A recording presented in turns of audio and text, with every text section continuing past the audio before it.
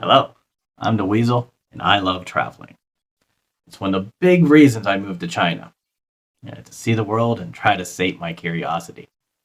That said, today we have a traveling video, but not fully a video since I didn't have enough clips, but do have some pictures and my wife's TikTok video, and the rest of my intro will be to a normal biking video. So it's really some sort of Frankenstein's monster, or of a video slapped together pieces. So we have to do the classic, "It's alive!" Traveling in China is awesome. There's some definite downsides to having so many people in a country, but one of the benefits is being able to have stuff like the amazing rail system. High-speed rails connect most cities. It's one of the things about China that I wish Canada had. For example, it takes less than 4 hours for me to get to Beijing by rail. Compare that to flying. When you include the time at the airport to check in, go through security, and get luggage, plus the fact that the train stations tend to be in the middle of the city while the airports are outside of them, it means you traveled at nearly 700 kilometers in about the same time for much cheaper. Plus, you get to see the scenery better. This brings us to our destination for the day, Fuxin. Even most people in China would double take it going to Fuxin. Asking people of Fuxin what there is to see is like asking them a trick question. But Fuxin is in western Liaoning province and not too far from Xi'an, so it makes a good day trip. I also had never been there, and I knew the name, so that helps when they ask me, "Where do you want to go?" Oh, and a thing on the names of places in China, don't worry if you get confused. It's difficult not to get them mixed up. Just in Liaoning, there's Fushun and Fuxin. In Xi'an, there's the Dadong district. On the border of North Korea is the city of Dandong. For provinces, there's Hubei and Hebei. And don't get me started on Shanxi and Shanxi. So just remember, if someone makes a mistake on similar names like ship and sheep or snake and snack, you really shouldn't laugh because even place names in China are harder. But as I said before, even the locals don't think there is much to see in Fuxin. Like I mentioned in my first video, the Northeast was the industrial heartland of China. Fuxin is a mining city, mostly for coal and agate. And no, I don't really know what agate is. So there's at least a mine. Another thing to remember is that most Chinese people tend to overlook their history. There's over 5,000 years of cultural history in China. It is literally everywhere. This means a lot of people just accept that this stuff is part of the scenery.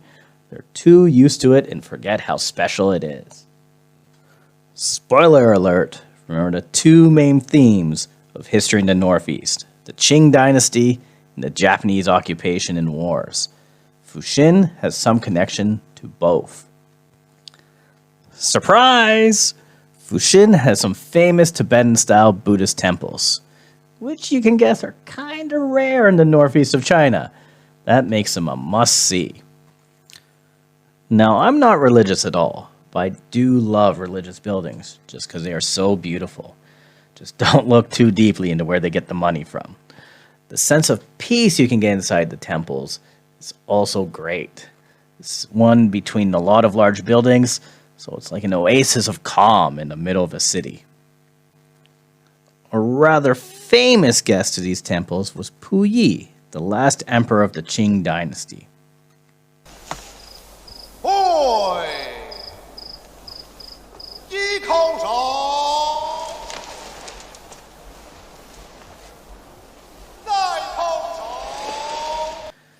Now, I'm not sure when he visited this temple. There was 2 times in his life this could have happened. He became more religious in the later years of being a puppet emperor for Japan when they controlled Manchuria and were doing lots of horrible stuff until the end of World War II. He was also in this area when he was a prisoner after the USSR traded him to China after the Communist Revolution. Instead of being executed like most war criminals, he spent 10 years being re-educated and reformed in Fushun. Not here in Fuxin, in Fushun, which is not too far away. The goal of this was to turn even the highest member of the old society, the emperor, into a loyal member of a communist society. and they were largely successful from all accounts. Like, he really regretted how bad he was early on in life, and that he was party to war crimes and human rights abuses. Now, I said Fuxin is a mining city, and you probably thought, oh, so there's a hole somewhere. But China likes to go all out on things. The Fuxin mine was once the biggest mine in all of Asia. It started over 100 years ago and is apparently 4 kilometers long, 2 kilometers wide, and over 300 meters deep. It was closed in 2005 after a disaster, which of course really hurt the economy in the town. Since then, they've been trying to recover not just the economy, but also the environment in the area. So there's been lots of tree planting and such. There is also what looked like a movie lot right beside the mining tourist area.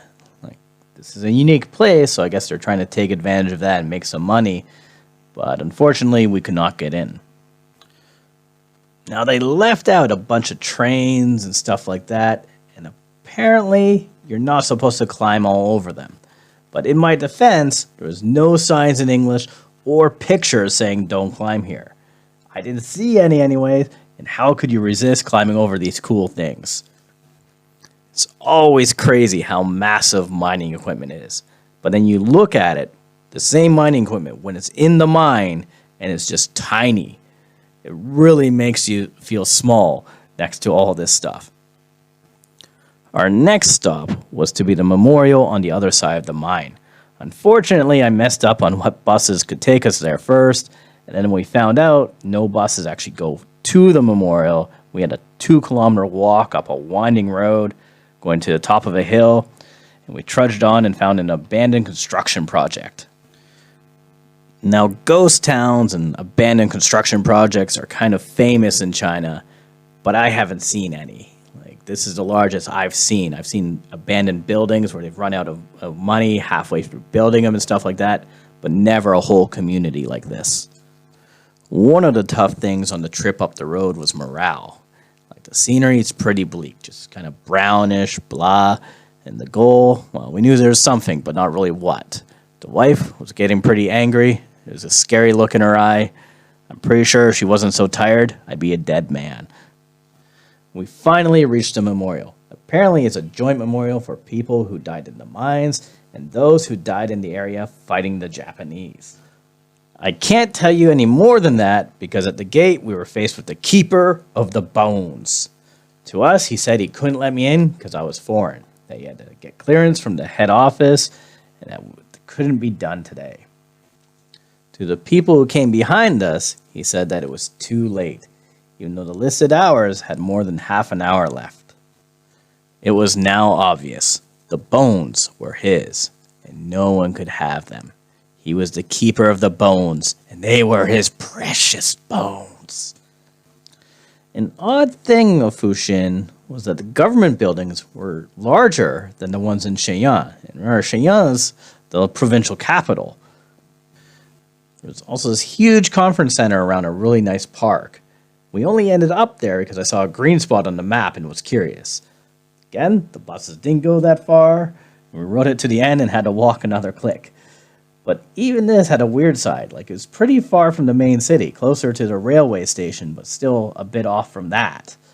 And there's this huge sunken shopping street that was completely abandoned. I don't know how this place was ever built. There has to be something suspicious about the permits. It was too far away from communities to ever be busy. It's over 1 kilometer long. Going from the park by the convention center to a connecting street that still was just more government buildings and no housing. Someone, I guess, hoped this would be some sort of tourist draw, but it makes no sense.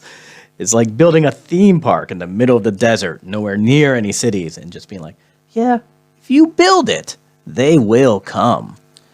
And that was our trip to Fuxin. It was a short day trip, but I still had a lot to talk about, apparently. Please like, share, comment, and subscribe. Later, 再见.